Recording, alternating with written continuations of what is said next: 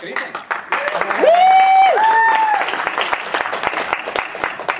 Thank you guys all for coming to see our performance of PG Wodehouse's Good Morning Bill. Just a few reminders before we start. Turn off your phones, not just on silent. Sometimes they have problems with our sound systems. Turn them off completely. No flash photography. If you have any packages of food that might sound loud when you open them now. You laugh, but... It's true. Hard candies also. Yes, watch out for hard candies. They're dangerous. So, I'm just going to go down here and enjoy the show.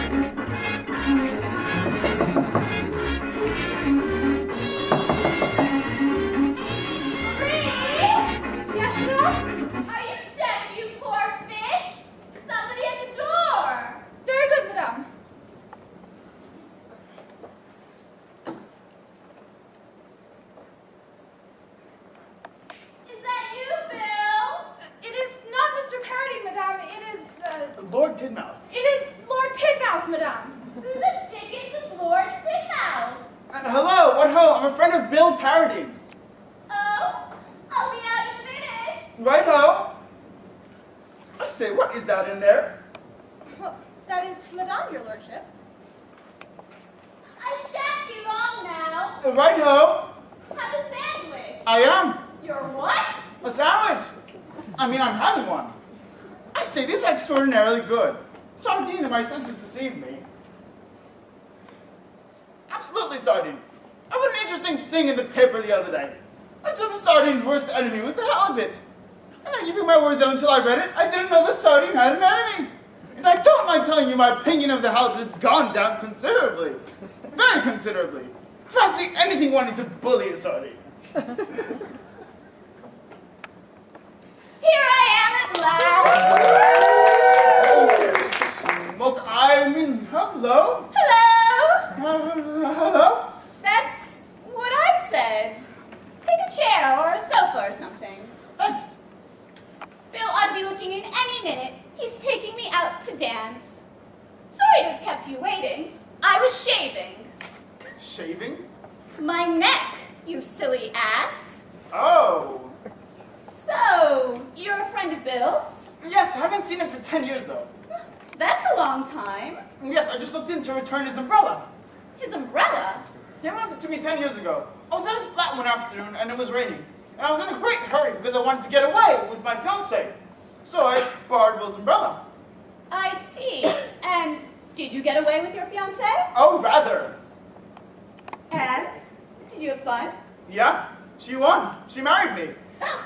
And it was only when we were halfway through the honeymoon that I found her taking Bill's umbrella among the luggage. We went to live in Paris. She ran away with a Frenchman. Oh.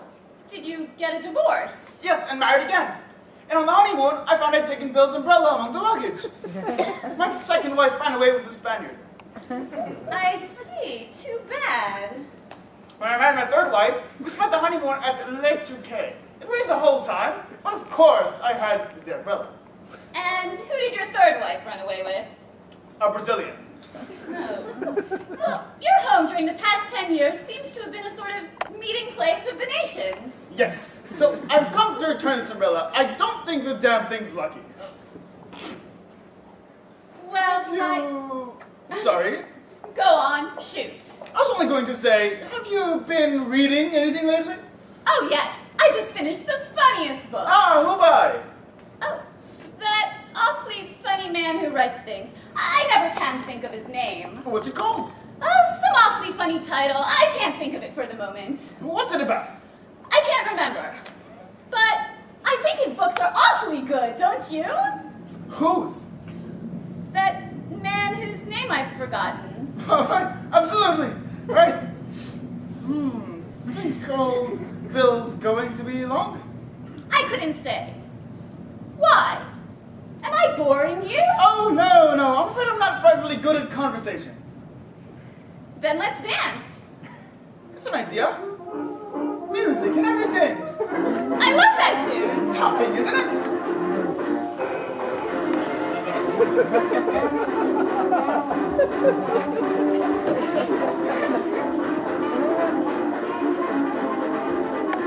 Good afternoon. Bill, I didn't hear you come in. So I imagine. Take off those pajamas. I say, old chap, gentleman present. How many times have I told you not to go running around the house in pajamas? Go get dressed. This gentleman. I'll attend to him. Oh, all right. Now, who are you and what do you mean by it? Bill, man, have you really forgotten me? Hey, Your ancient pal, name of Tidmouth. good heavens. Squiffy? That's me. Well, well, well. Good old Squiffy. Why, I never recognized you the last time that I saw you. You were rushing off to meet your fiancée. Tell me, did you ever get married? Did I ever get married? That reminds me, Bill, old man. How do you feel on the subject of rocking horses? What on earth are you talking about? You see, tomorrow is my first wife's second son's third birthday. How many wives have you got? None at the moment. The supply has sort of petered out. Well, anyways, next week is my first wife's second son's third birthday, and I've ordered him a rocking horse. I told the man to send it round here till my train went. You don't mind? Not at all. Thanks. Well, tell me about yourself, Bill, old man. You're looking very fit. Still got that place up north? Woolham, Jersey, yes. You must come and stay with us. Well, I would love to, Bill, old man. But you see, these days I'm a bit of a broken man. I'm not up to these country house parties. Oh, but it won't be a country house party. Just you and me and my uncle. Oh, which uncle is that? I've only the one. Sir Hugo Drake, the nerve specialist. Never met him. Nice chap. He's not so bad.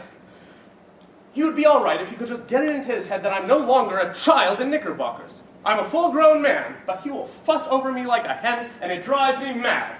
But he won't worry you. What are you doing in 2 weeks' time? Nothing in particular, just beetling around. Well, then I'll expect you. Right, oh, thanks. I say, Bill, touching on that little contretemps, I should so like to express... Oh, don't apologize. You know, what with the sardine sandwiches and the music. Quite all right, really. It's the best thing that could have happened. You just got me out of an entanglement which has been on my nerves for weeks. I'm Tell me, sorry to hear Squiffy. that.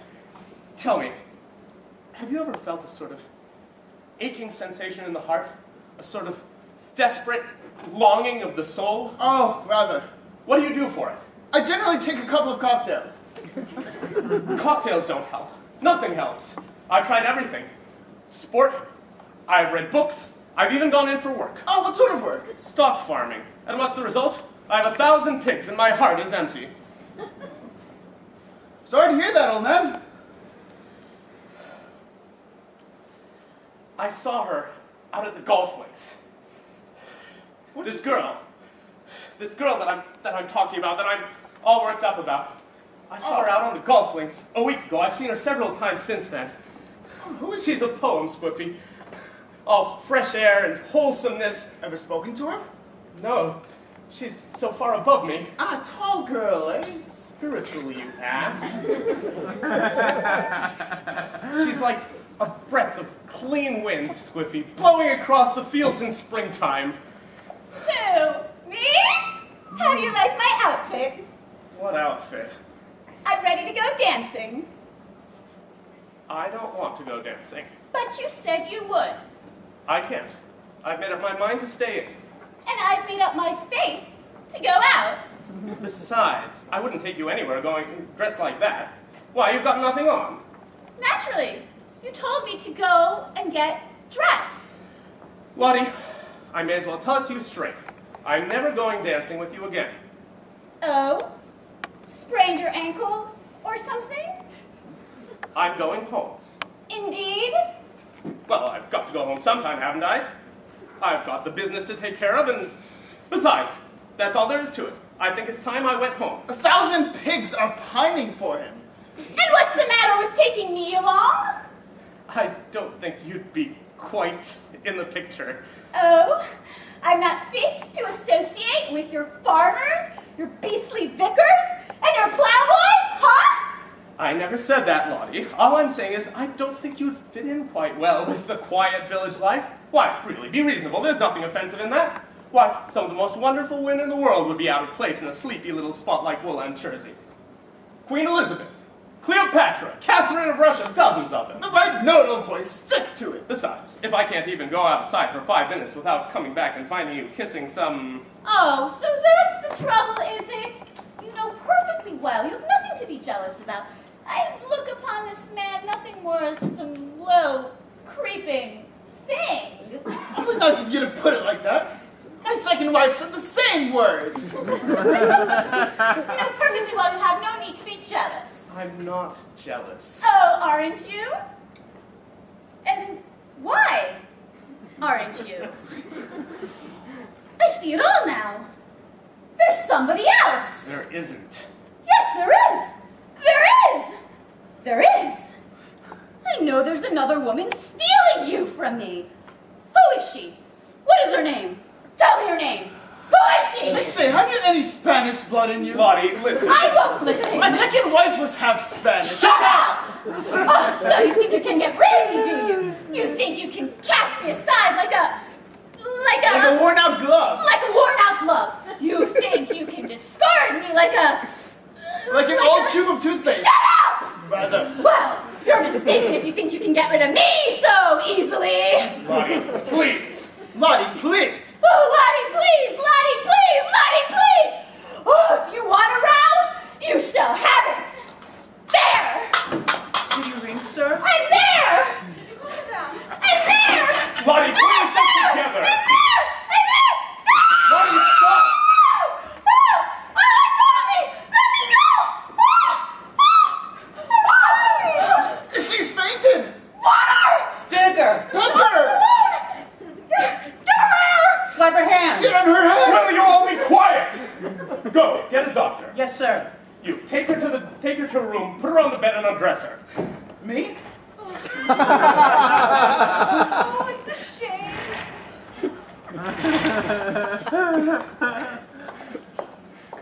Well, what are you still hanging about here for? Oh, just lending moral support, as it were. Go, get a doctor. Don't worry, old Bill. I know just how you feel. My second wife had the same situation in 23. I told her hat was Go like nothing. and get a doctor. Oh, absolutely.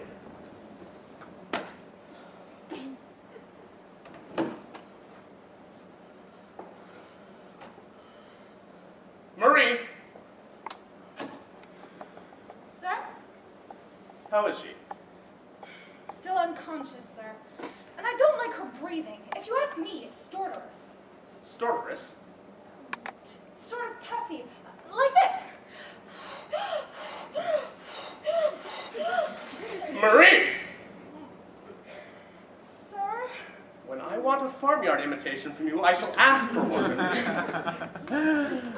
Very good, sir. The doctor, sir. Good, send him in. This way, please. I beg your pardon. It can't be. I don't quite understand you.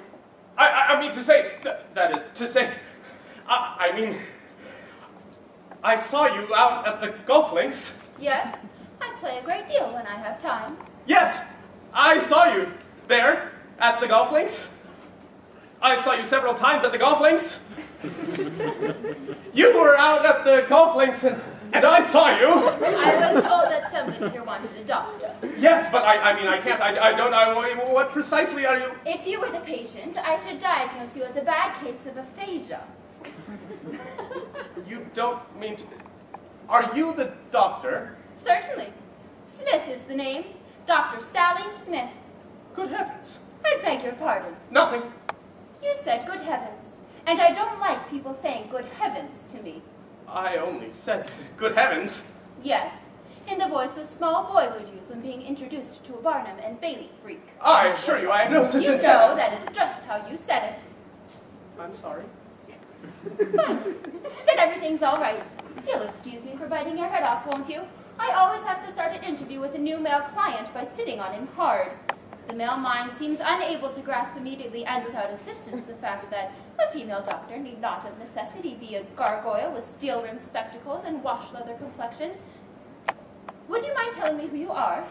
Paradine. Oh, William Paradine. Thank you. Now, where is the patient? Oh, wouldn't you like to sit down first? Why? I mean, the patient can't see a doctor now. Why not? She's not well. So she can't see a doctor. My good man, are you always like this, or is this one of your bad days?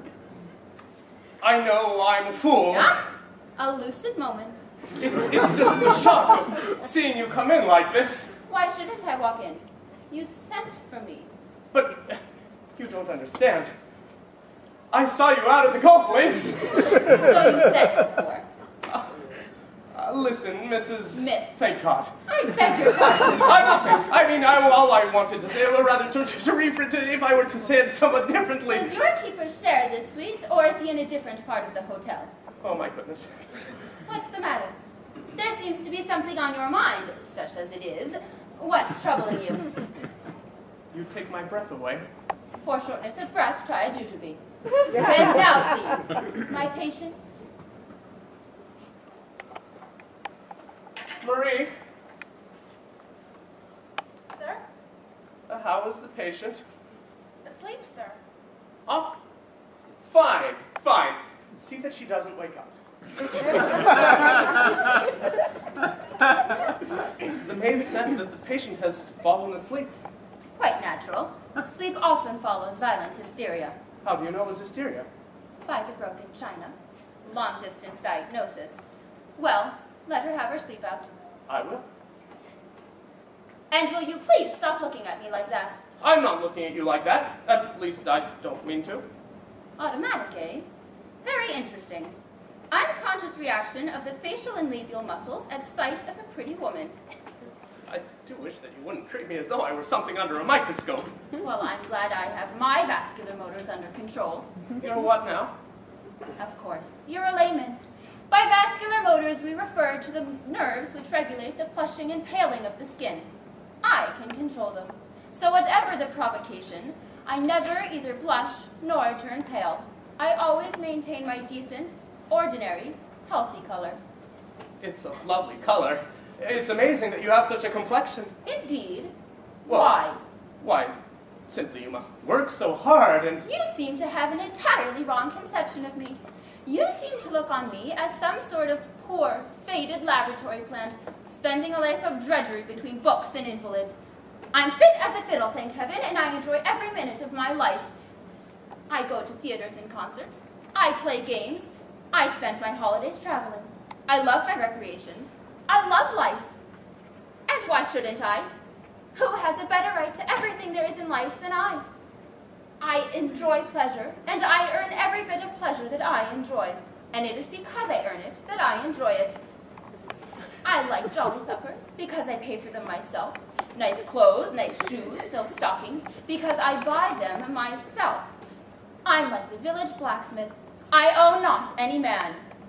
I wonder if you've any idea how happy it can make a woman feel just to be a worker and alive, with good nerves, good circulation, good muscles. Feel my arm, like iron. Wonderful. And my legs, hard as a rock. Prod 'em. No, really. Go on. You're blushing. I'm afraid that my vascular motors aren't as well controlled as yours. Why? In some countries, the women go bathing with nothing on. Yes, and the men by telescopes. Don't snigger. I'm sorry. I laugh like Figaro that I may not weep. What would you have to weep about? Well, to tell you the truth, I'm feeling a little depressed. In this life that you outline, this hard, tense, independent, self-sufficing life, with its good nerves and good circulation, and its muscles in the brawny arm as strong as iron bands, don't you think that there's something just a little bleak? Bleak. Well, frankly. Always be frank. Frankly, then, if you ask me, it sounds like the sort of nightmare that H.G. Wells would have after cold pork. It seems to be missing the one thing that makes life truly worthwhile. Do you mean love? Exactly. I grant you 100% on nerves and circulation and general fitness. I admire your muscles. I am sure that your leg muscles are all that they should be. And I take off my hat to your vascular motors. But doesn't it strike you, and this is the merest suggestion, that you're just a trifle lacking in sentiment? Nothing of the kind. All I'm lacking is sentimentality. I don't droop and blush and giggle. No, I noticed that. But naturally, I don't intend to exclude love from my life. I'm not such a fool. Ah! Why do you say, ah? Now listen, you're the loveliest woman I've ever met, but you've got to stop bullying me. I shall say, ah, just as often as I please. I merely asked because most people, when they stand in front of me and say, ah, expect me to examine their throats. Are you hinting that you have fallen in love with me? Yes. Never hint. Always say just what you mean. I hate people who beat about the bush. I was trying to break it gently. It's not such a shock as all that. You mean that you... No, I don't mean anything. Just that your symptoms aren't so unique as you seem to imagine. You've heard them before? From a patient? Dozens of times. I should have known. Just my luck. And I suppose that... No, there's you're wrong. There's nobody else? Nobody. Then, do you suppose, I mean, is it possible that someday it may occur, come to be... Crisper. And simpler. What you're trying to say is that perhaps I might one day love you. Am I right? You take the words out of my mouth. I had to, or they would never have emerged at all. Well, if I ever fall in love with a man, I will tell him so simply and naturally, as if I was saying good morning. Ah, and tell me, have you often wished a man good morning? No, that experience has yet to come. Wonderful! Not so very wonderful. It simply means I haven't met the right man yet. You have. You don't know it yet, but you have. I feel as though a great weight has lifted off of me. Why, all my life I've dreamed that women like you exist, and now it's all come true. Don't laugh at me. It's come upon me like a whirlwind, this. I never dreamed, I never thought, I never imagined. What is it? If you please, sir, she's awake now. Awake? Who's awake? Why, Madame, sir. Madame? I think you'd forgotten our patient, hadn't you? Send her in. I will examine her at once. I'm coming, doctor. Sorry to have kept you waiting. And who may this be? Don't be absurd. I'm the doctor. You think I'm going to swallow that? Can you read? Of course I can read. Then read that. Dr. Sally Smith. Well, I suppose it's all right. Still, it looks funny to me. And if there is any funny hanky-panky business going on between the two of you, I will very soon Quiet, conceive it. please. What? I wish to make an examination. I'll just leave the two of you alone, shall I? Just as you like. I'll just go for a stroll on the front. All right. We shan't be long. I'm sure you'll forgive me, Doctor... Isn't that silly of me? I've forgotten your damn name. Quite a simple one to remember. Smith. Oh, thank you. I was just saying, Doc, that I'm sure you'd forgive me for flying off the handle a bit just now. The fact is, I've been having a bit of a row with my gentleman friends, and coming in and finding the two of you together like that, well, naturally, I've said to myself, Take off the bathrobe, please. Oh, all right.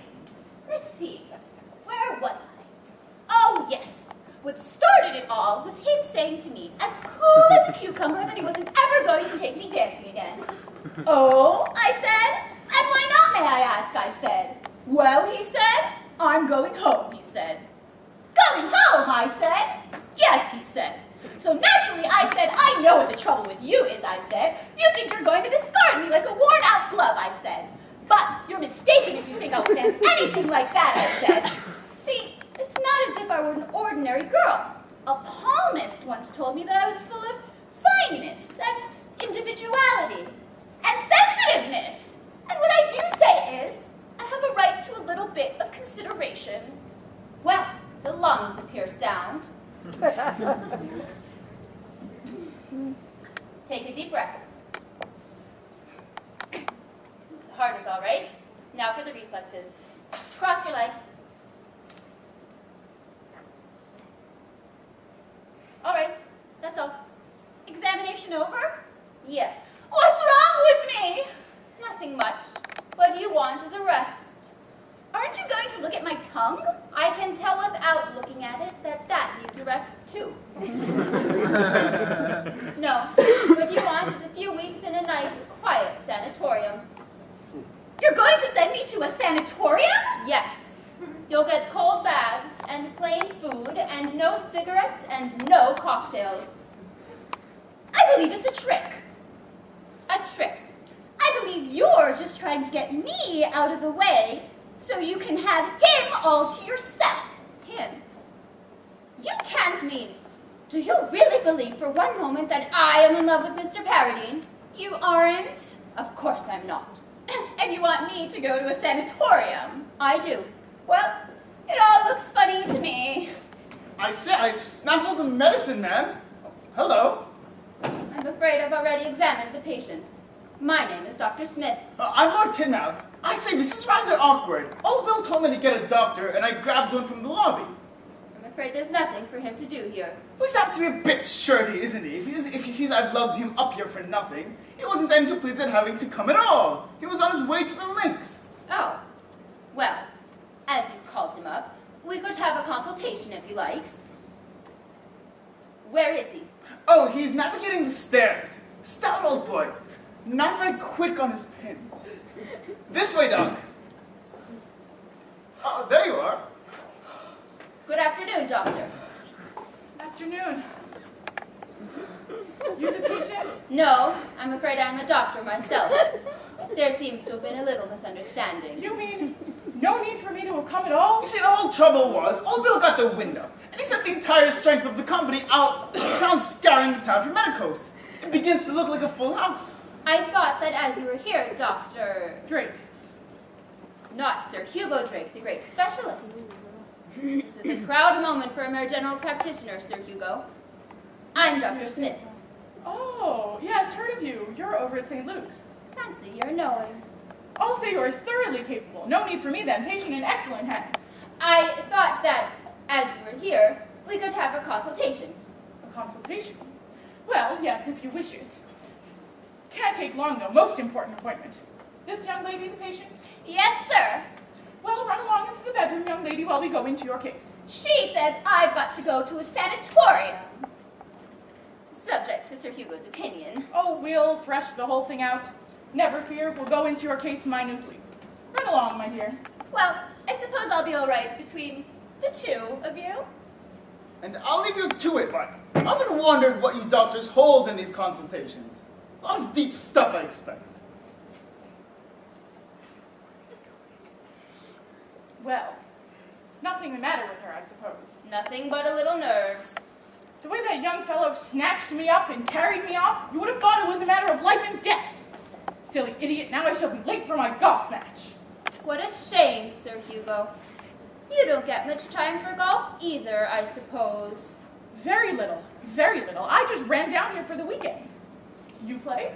Yes, What's your handicap? 6. Good God! I'm 24. How do you manage it? Oh, I keep my head down, keep my eye on the ball, and don't press. I'm not so bad off the tee. It's the short chip shots that bother me. Shanking, No topping, principally. I believe I could set you right. You could? Yes, Are you getting on? Kindly leave us alone, young man. We are at a very difficult point in the diagnosis. Oh, hip hip. You were saying, Doctor? yes.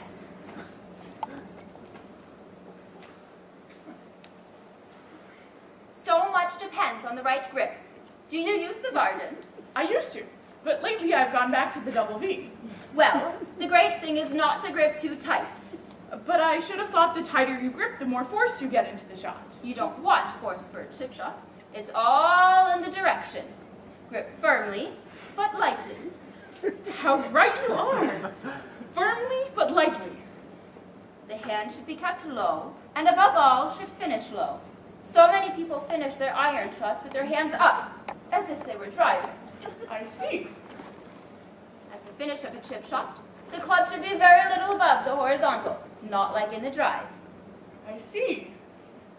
Talking of driving, it may interest you to hear of a little A rather experience similar thing that happened to me the other day. My caddy There was said the you're ball, out of bounds, lying right and at I the bottom said of I'm the not rabbit out of tree. bounds. And And what what do do you you think think I I found? did? I I just simply looked down, Hasn't the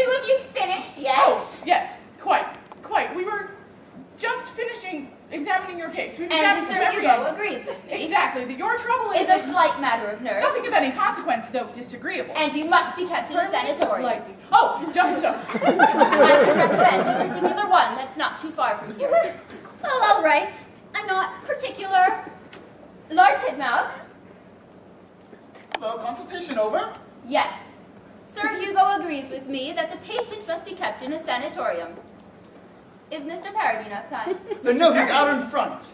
I don't want him. I've nothing to say to Mr. Paradine. Even if he were here, I wouldn't so much as say goodbye to him.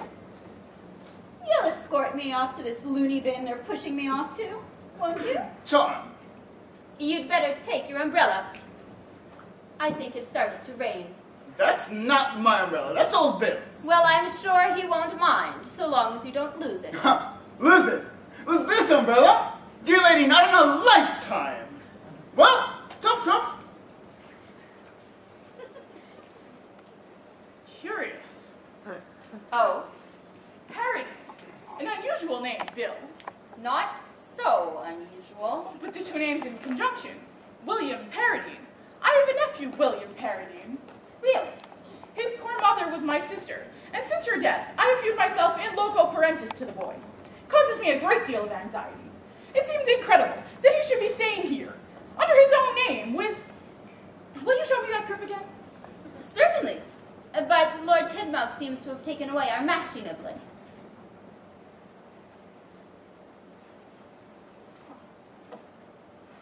Use this. Now, show me your hands. Not so far over, or you'll hook. Hello, is the examination finished? William! Uncle Hugo. So this is where you've been all these weeks. William, I am inexpressibly shocked. A man of your years, dancing attendance on a young woman of flashy appearance. Uncle, really? This is a pleasant surprise for a man who stands to you in loco parentis, is it not? I come down here for a little golf. And before I can so much as put a ball down on the first tee... Uncle, please. Boys will be boys, Sir Hugo. Not when I'm in loco parentis to them, they won't! Good God, is that the time? I must fly. I'll remember what you told me about that grip. I'm sure you'll find it will help you. Grip firmly but lightly. The idea. Firmly but lightly. I'm surprised at you. Firmly but lightly. Fingers not too far over. How on earth did he get here? Lord Tidmouth found him in the lobby and dragged him up. Poor Mr. Paradine. You don't have much luck with your medical advisors, do you? Oh, my prophetic soul. My uncle. Never mind him. Is Lottie really gone? Yes. What a relief. I feel like a new man. Suddenly, the April weather is coming in. I can feel the fresh air. Oh, fresh air is much nicer than perfume, isn't it? Will you be leaving here now? You're like the fresh air yourself, Sally. And like the sunshine, and like the cool breeze rolling in from the ocean. If you are leaving, please don't forget to give me your address. You want to write to me? No, I just want to know where to send my bill. Good God! What's the matter? Every time that I say anything with the least bit of sentiment in it, you immediately become the doctor. I don't become the doctor. I am the doctor. And freeze me with a cold douche. What do you expect me to do, swoon in your arms? You haven't an atom of feeling in you. Oh, yes, I have. And one day the right man will bring it out. Cheer up. You look just like a sulky baby that's been refused his bottle. I think your uncle's right, and you are still a small boy. I'll prove to you someday that I'm all grown up. Oh, I'm not saying that you may not grow up one day. Just that, at present, you are still a child. I am not. You are. I'm not. Yes, you are. I'm not. Please, sir, your rocking horse has arrived. There! My rocking horse? What do you mean, my rocking horse? Well, all I know is there's a rocking horse outside. Shall I bring it in? Yes, yes, yes. And if Mr. Paradine's teddy bear is out there, bring that as well.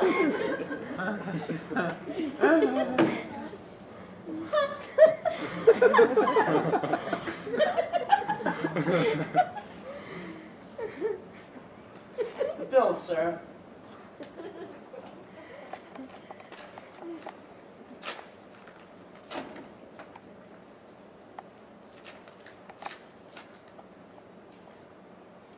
for Lord Titmouth! I remember now, confound him! Oh, don't abuse the poor man. You owe him a lot. Indeed. Oh, yes, indeed. All of a sudden, I feel quite differently towards you. Kindly, sympathetic. Why, I can see you sitting on one of those with your little fat legs dangling down. Go ahead, laugh at me. Why not? Don't you like people that you can laugh at? You mean... Yes, I find I quite like you now. It's the rocking horse that has done it. See? It's rocking between us now. I'll move it. Don't you dare do anything of the kind. Don't you see that it's a magic rocking horse? Directly it came into the room, passion flew out the window. You can't be wild and passionate and emotional now, can you? Stroke the little mane, and all you feel that you can do is laugh, naturally and freely, like a child. By Jove, you're right. See? All that's needed to make us wholesome and childlike again is a talisman. A rocking horse may not have wings, but one can fly on it. Fly right away into a world where a man and a woman can be friends. Do you agree? I think I do. Splendid. Well, I must be going. But wait, stay. I can't. Do you think you're my only patient? Do you treat your other patients as you've treated me? Oh, no. I believe in the individualistic method. With you, I've accomplished quite enough for a first visit.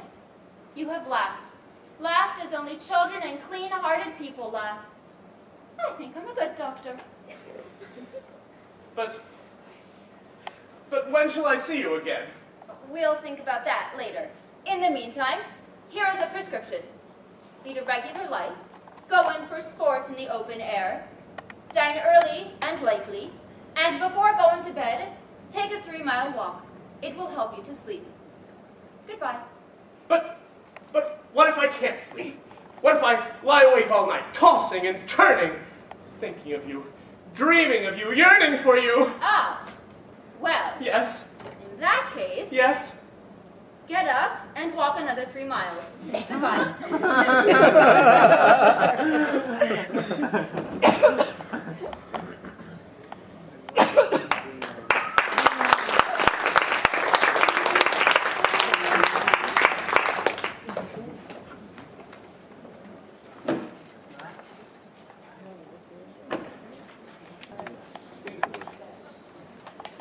I feel no foe in shining armor, though his lance be swift and keen. Yes, I feel and love the glamour through thy drooping lashes seen. Yes, I feel and love the glamour. Will you shut up? No? Sorry, old top. I thought you were dead. What are you doing? Just playing patience, laddie. Just playing patience. Will you be quiet? Oh, rather. Do you mean to tell me that you really get any enjoyment out of that rotten game? A darn good game. Did you ever hear the story of the ventriloquist who played patience? He used to annoy his wife by having long conversations with himself in his sleep. It became such a trial to the poor woman that she had thoughts of getting divorced. And then, one evening, by the greatest good luck, he caught himself cheating at patience and never spoke to himself again. Silly idiot. Harsh words, old man, from host to guest. I say, Bill, it's a nice place you've got here. Glad you like it. Tell me, have you seen my uncle? He's out and back practicing putting into a toothgrass. Good. That'll keep him occupied for a while. Squiffy, I need to talk to you. Carry on. I have a very It's coming. It's come. The knack is coming. I'm getting it. 4 out of my last 7 shots straight in the glass. I think I'll take a shot in the glass. I fancy I've at last found out what has been wrong with my putting. Happy days. William, I say, I think I've at last found out what has been wrong with my putting. Oh. I've been gripping too tight. How right that girl was. Firmly but lightly, she said. Excuse me! Did you see that? Hey? That boy. Ever since he got home, he's been like that. Nervous, rude, jumpy, abrupt. He does seem a bit jumpy now you mention it. What do you think is the matter with him? I know, he's not eating enough yeast. He's in love. You think so? I'm sure of it. I noticed it the day I arrived. I had just begun to tell him about a long brassy shot I made off the 16th hole. And he gave a sort of hollow gasp and walked away. Walked away? Walked away, right in the middle of a sentence. The boy's in love, there can be no other explanation. I'll tell you how we can prove it. How? When he comes back, I'll sing him something mushy, something sentimental. Watch how he reacts. An excellent idea.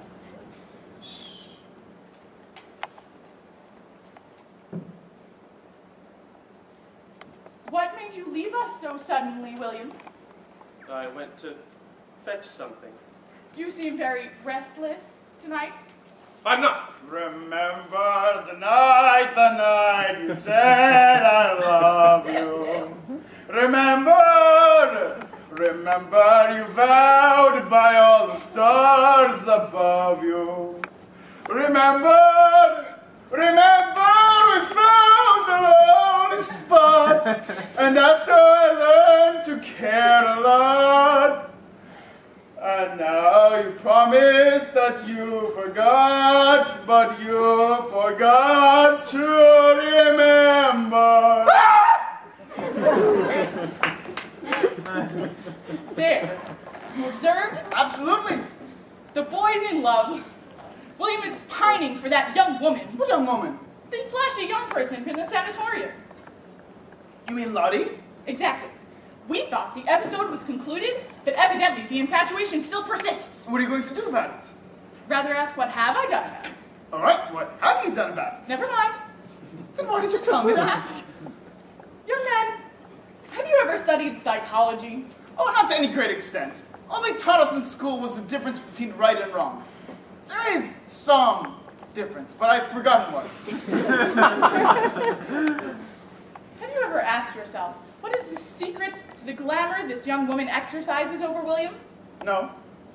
It is due to the fact that he has encountered her so far only in the gaudy atmosphere of hotels and dance halls, her natural setting. But imagine if he were to see her in the home of his ancestors, where every stick and stone breathes of family connections, beneath the eyes of the family portraits. What then? I'll bite what? She would disgust him. His self-respect would awaken. The scales would fall from his eyes, and his infatuation would wither and decay. Whatever his faults, William is a parody. In that case, it might be a sound scheme to ask her down here for a visit. Ha-ha! Young man, can you keep a secret? I don't know, I've never tried. Well, let me tell you this, Lord Tidmouth. I have the situation well in hand. Youth may fancy it can control its own destiny, but age, with its riper wisdom, is generally able, should the occasion arise, to lay it a stymie. Excuse me, I must go and pipe.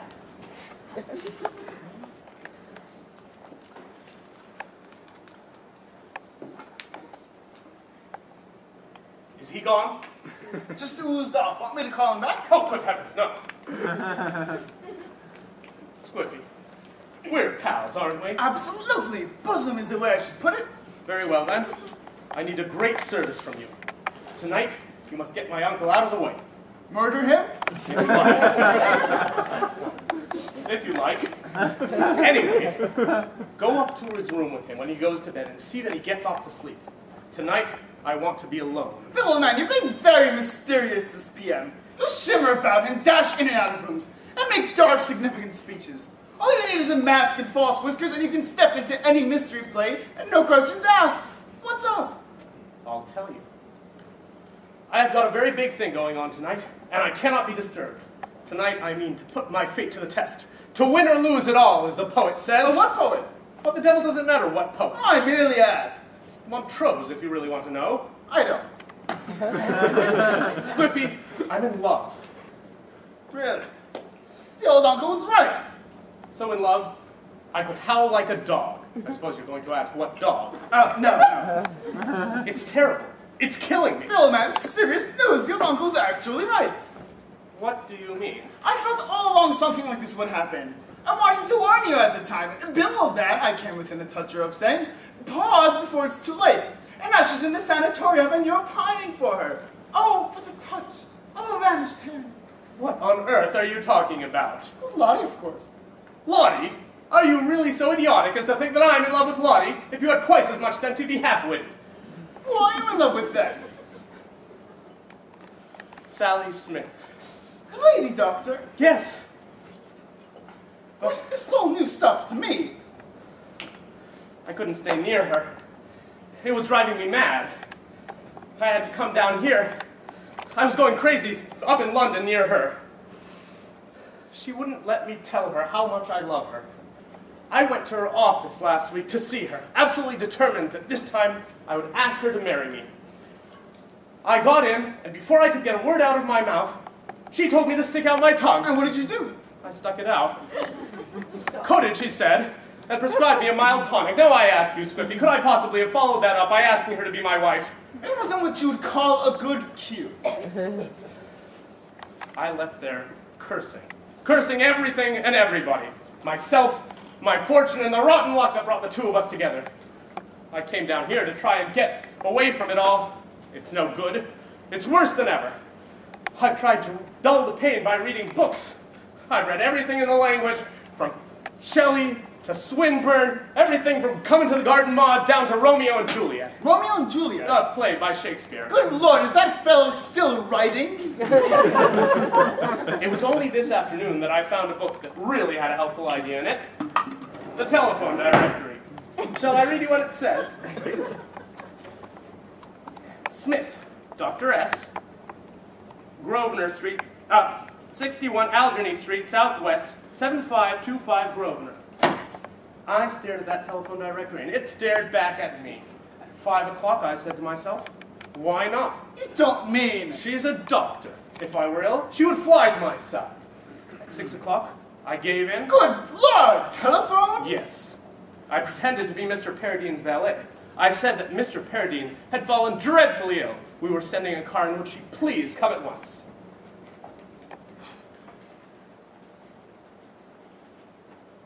What do you think? I don't know. Maybe you should call her. I am afraid she might not have left. What, you think she hasn't? Hello. Give me trunks. A London call. 7525 Grosvenor. Yes, please put it through as quickly as you can. It's quite urgent. Thank you. What's the idea? I've grown afraid that maybe she hasn't left. I want to call and find out if she has. But no, she must come. She must! And we will stand here, the two of us, face to face, all alone in the deep, endless night. We will have it out between us, the two of us. No more dodging and evasion. We will settle it tonight, so you can see why I need you to get my infernal, snooping, meddling uncle out of the way. It's just a suggestion. Won't he hear her drive up? A Rolls Royce doesn't make any noise. I've instructed the driver not to sound the horn. Certainly seem to have thought of everything, haven't you? Well, what are you going to do now? I'm glad I'm not you, you know. Why not? Because it's my firm and settled belief, old top, that when that female gets here, she's going to cut up rough. Don't call her a female. Well, that's what I thought you would call her, isn't it? I shall pretend to be a sick man. She shan't suspect a thing. Once she's through with you, you will be a sick man. Hell hath no fury like a woman who's driven 80 miles to be made a fool of. Don't be such a pessimist. A very marked and sustained improvement. Very good, Uncle. Are you off to bed now? Yes, off to bed. Early to bed, early to rise. Nothing like it for keeping the eye clear and the hands steady. Tidmouth asked if he might come up to your room with you and have a little chat. Delighted.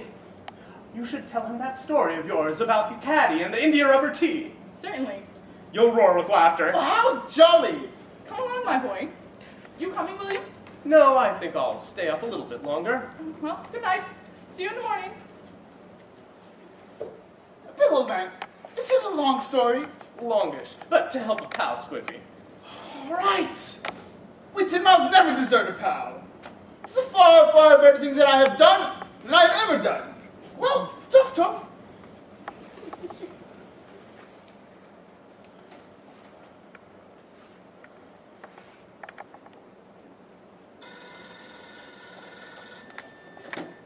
Hello. 7525 Grosvenor. Dr. Smith's house. Yes. Hello.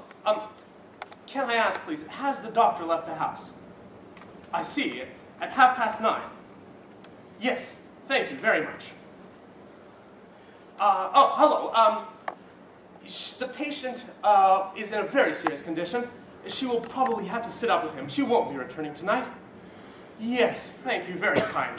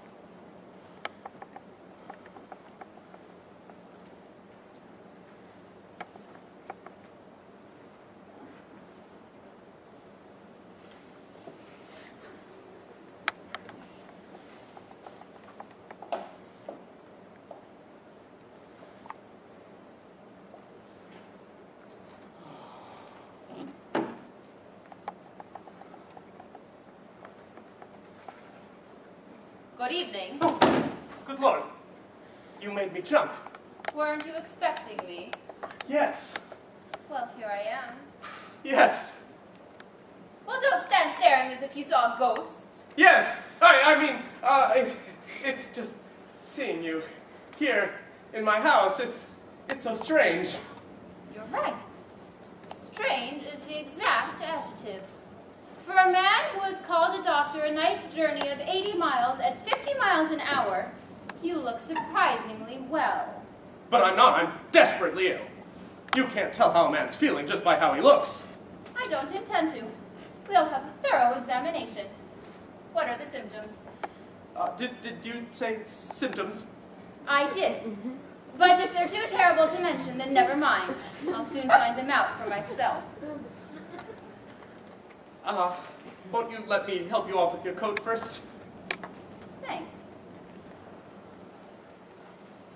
Hello. You're shivering. Am I?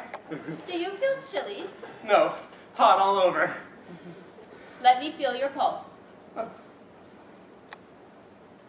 I think... 110. Very interesting. A pulse of 110 with no fever. Quite remarkable. Do you feel dizzy? Yes. Then sit down. Thank you. Won't you? Thanks. Now we can get on. What are the Yes. symptoms? Must we talk about my symptoms? Might I mention that I have driven 80 miles simply in order to talk about them? But surely we can have just 5 minutes conversation. You are the weirdest patient I have ever attended. You sent out an SOS for a doctor, and all you want to do when the doctor comes is to chat. But you don't understand how it makes me feel to see you here in front of me. It all seems like a dream. Are you really here? Prod me if you like. Now I know it's really you. Only you would have said that. And the symptoms? Oh, dash it all! Must we talk about my symptoms? Why must we begin straight away to talk about my health? It may seem eccentric to you, but when I get an urgent call to visit an invalid, I find my thoughts sort of straying in the direction of his health. A foolish habit we doctors have. Tell me, when did you first notice there was anything wrong with you? 3 weeks ago. About the time we first met. Yes. An odd coincidence. What happened? My heart stood still. It couldn't. It did? Hearts don't stand still. Mine did. It then had strong palpitations. Throb. Like a motorcycle, and it has been getting worse ever since. Sometimes I feel as though I were about to suffocate. It is as if I'm being choked inside by an iron hand. Probably dyspepsia. Go on. My hands tremble. My head aches. My legs feel like lead. I see floating spots before my eyes, and I can't sleep. Dawn comes and finds me still awake. I stare before me hopelessly. Another night has passed, and out in the garden the roosters are crowing. Anything having to do with roosters, you'd better take to a vet. Is that all you can do to a patient? Laugh at him. Oh, if you think I'm finding this a laughing matter, you're wrong. Take off the bathrobe. What did you say? Undress. I can't. Would you like me to help you? I mean, is it necessary? What? But, Sally, Doctor. doctor, I would much prefer if it would... I see the vascular motors are still under poor control. Why do you blush? What do you expect me to do? Cheer? Listen, do you mean to tell me that this is the first time that a male patient of yours has jibbed at having to undress before you? Oh, no. I had a case just last week. Well, I'm glad I'm not the only one with a little bit of delicacy. Oh, it wasn't delicacy. He didn't want me to see that he wore detachable cuffs. Well, If I must. oh, I can't see what your trouble was. Your cuffs aren't detachable. Now, please.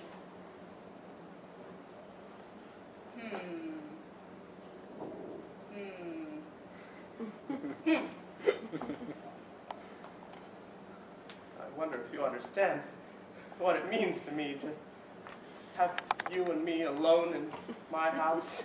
Did you ever have any children's diseases? No. You and me alone. Mumps?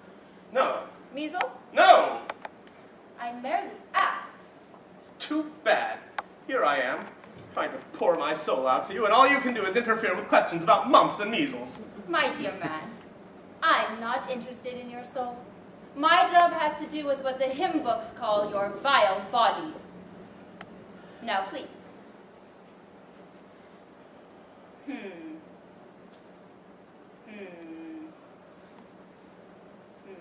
Ever since I met you, I feel as though I'm a traveler in the desert, dying of thirst who has suddenly come upon a sparkling oasis. I feel... Any retching or nausea? Good God! Now, tell me about your sex life. What? You heard? Good God! Don't you know the meaning of reticence? Of course not. I'm a doctor. Well, I have had experiences like any gentleman. I admit it. There have been women in my life. Say 99. Not half as many as that. Say 99, please. Oh, 99. Thank you. Remove the rest of your clothes, please. What? You heard me. I won't do it. Very well. Then the examination is finished.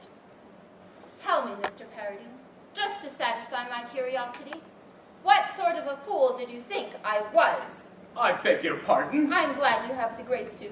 Did you imagine that this was the first time I've ever been called out to the country? I can see not. And do you know what happens when I am called out to the country? I can see that you don't. Let me tell you, Mr. Parody, when I am called to visit a patient in the country, the road is lined with anxious relatives watching for the car. They help me out and bustle me into the house. They run around like chickens with their heads cut off, and everyone who isn't in the hall